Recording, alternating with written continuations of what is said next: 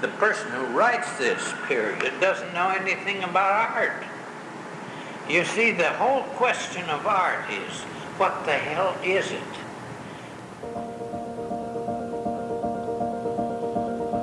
When you step into the courtyard and finally into the building itself, you're quiet. You're in an altered state. And I think this is what art in general does if it's effective.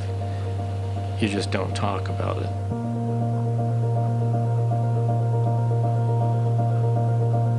When you step into the Glasner studio, you somehow have to wrap your head around the fact that Edgar made everything. Edgar made the stained glass windows. Edgar carved the door. Edgar somehow made the plaster bas-reliefs.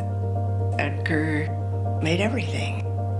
These are handmade places. He did the work. There's no word to describe Edgar Miller's style. I don't know what chapter he would fit in the history of architecture, because he created his own chapter. I was very much a nonverbal person. The things that really counted were not reachable by words.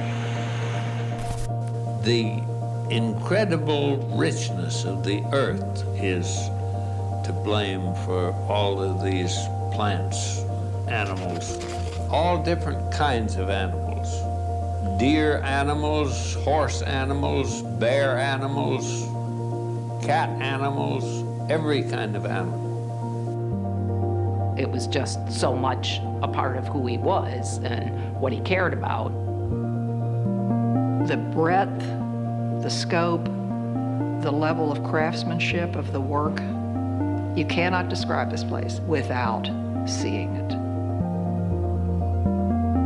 The use of things as diverse as warm wood and tile and stained glass and light. His design sensibility carries through all these different mediums that you know it's an Edgar Miller. I never, ever had a fear of an unfamiliar medium. If you ever want to do something, do it. It's not just art on a wall. It's like art that you can actually experience. These spaces aren't just static artifacts. They can continue to be used as inspirational spaces.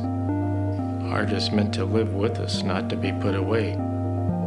He made art in every decade of the 20th century. I just sort of like to just see that this man did all this work, look at it and say that, well, if he did that, I can do this. Sort of opens up possibilities. A whole new audience is seeing and learning and appreciating all of this work.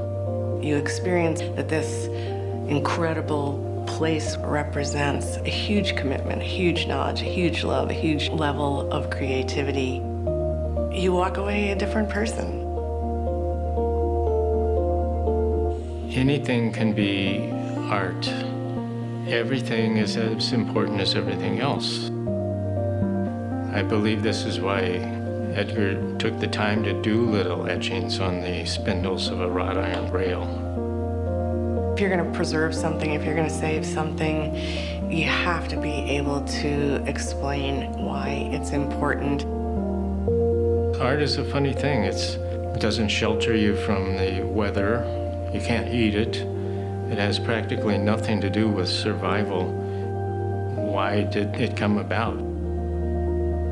Until you begin to see things in wholes instead of fragments, you don't see anything at all.